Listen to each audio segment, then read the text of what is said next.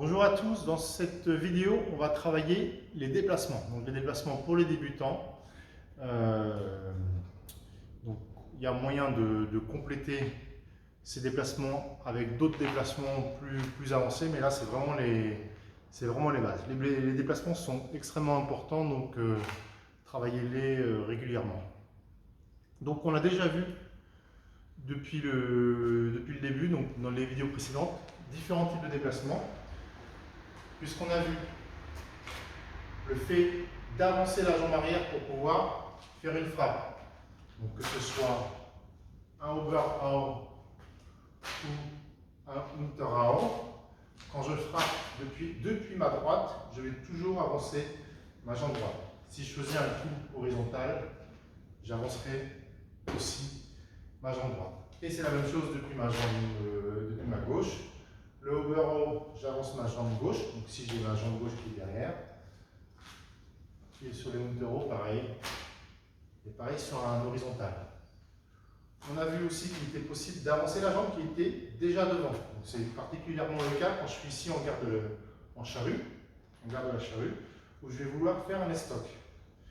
Donc je viens stocker et je vais vouloir avancer cette jambe-là qui est déjà devant. Donc je viens augmenter l'écartement, je viens me fendre vers l'avant pour écarter les jambes. Et pareil à gauche. Ça c'est ce qu'on a vu. Et on a vu dans les vidéos juste avant le fait d'enchaîner les différentes frappes et donc d'avancer un peu comme si je marchais en faisant des grands pas vers l'adversaire ou en reculant. Donc ça c'est ce qu'on a déjà vu.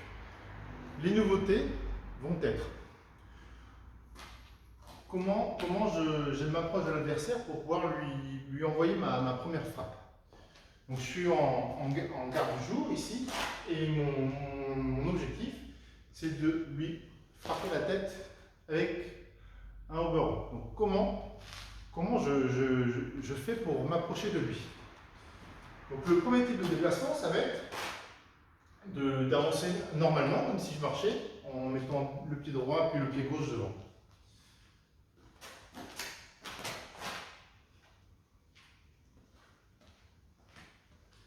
La difficulté, on le voit sur la fin, c'est qu'on se retrouve à devoir faire des petits pas pour ajuster, puisque l'enjeu, c'est d'envoyer la jambe droite avec la frappe. Donc au début, je vais marcher normalement, mais si j'ai ma jambe droite qui est devant et que là, j'ai envie de frapper, ben je ne suis pas très à l'aise, je dois réavancer ma jambe droite. Et donc je me retrouve à devoir gérer des petits pas pour pouvoir me retrouver avec la jambe gauche juste avant la frappe et pouvoir faire cette fameuse passe avant, donc passe avant la jambe droite qui va passer devant pour accompagner ma frappe. Alors c'est pas forcément, on peut le faire pour expérimenter. Il y a des combattants, on les voit, ils sont très à l'aise à se déplacer comme ça, ils ne se trompent pas quand il faut envoyer leur frappe. Mais ce n'est pas forcément évident de juger la bonne distance.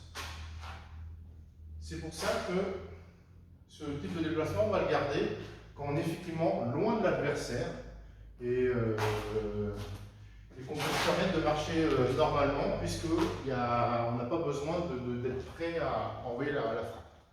Par contre, dès qu'on a une distance relativement réduite de l'adversaire, on va conserver cette jambe droite derrière pour pouvoir la propulser vers l'avant dès qu'on va pouvoir faire la frappe. Donc c'est là qu'on va utiliser des déplacements où on va avancer comme ça. Je garde ma jambe droite derrière. Donc c'est le déplacement qu'on retrouve en escrime sportive. On vient avancer la jambe, d'abord celle qui est devant, puis on vient regrouper avec celle qui est derrière. Et ça me permet quand je suis à distance de l'adversaire, de envoyer ma jambe devant. Donc sur le final, on peut, je suis ici, je repose et je peux frapper ou je peux avancer la gauche Et la droite, si j'ai envie de frapper maintenant, au lieu de la poser là, je la pose tout de suite loin devant. Gauche-droite, gauche-droite, gauche-droite, gauche-droite, gauche-droite. Ok, donc vous avez la même chose si vous êtes en bonne tag. On garde toujours à la gauche. Donc droite-gauche, droite-gauche, droite-gauche, droite et gauche. On vient chercher loin. Donc ça, c'est vraiment quand on s'approche de l'adversaire. Vous avez le déplacement inverse qui va consister à reculer. Donc là, on recule la jambe derrière pour regrouper dessus. Voilà. On avance. C'est vraiment les marches et les retraites en escrime sportive. Vous allez pouvoir faire de plus en plus rapide. Dans les arts martiaux, souvent on évite les pas chassés où on vient joindre les pieds. C'est un instant où on est instable et on n'a aucun contact avec le sol. Donc on va privilégier de se déplacer à ras-terre pour pouvoir réadhérer rapidement au sol pour réagir, pour aller à droite, à gauche, selon la nécessité. Donc souvent en combat, après, une fois que vous êtes approché de l'adversaire, il va y avoir des échanges. Vous allez souvent devoir constamment jouer sur des petites retraites, des petites marches pour ajuster la distance, pour être en mesure de vous avoir la bonne distance pour faire une attaque et au contraire tromper l'adversaire sur la bonne distance. Sauf que si vous vous approchez, lui il va pouvoir penser qu'il est à la bonne distance, vous le reculez, vous le faites hésiter, vous vous réapprochez et vous attaquez pendant que lui il hésite. C'est tout un jeu sur la distance. Donc ça c'est sur la manière de s'approcher de l'adversaire.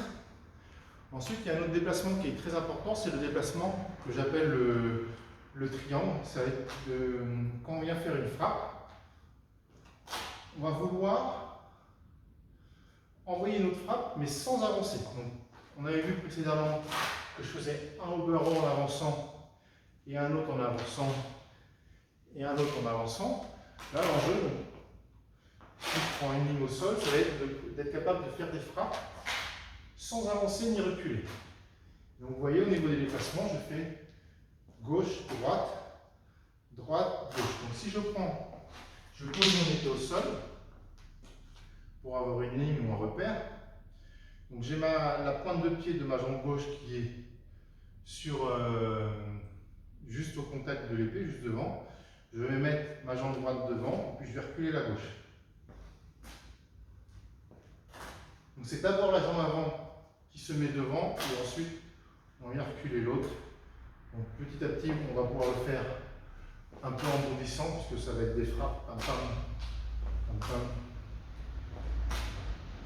Donc, ça arrive que les personnes regroupent d'abord pour faire ça. Alors, ça existe, mais c'est pas ce que je recommande pour les débutants. Je pense qu'il faut plutôt partir sur ce déplacement-là, qui va nous être utile ensuite pour travailler tous les sauts de drill sur les frappes alternées qu'on verra prochainement. Ça va servir à faire des solos de ce type-là. Ou avec des hauteurs hautes. Voilà. Donc, travailler ces différents déplacements. Donc, la marche, la retraite, le déplacement triangle. Sur la marche, n'oubliez pas le final de gauche et la droite, elle passe devant.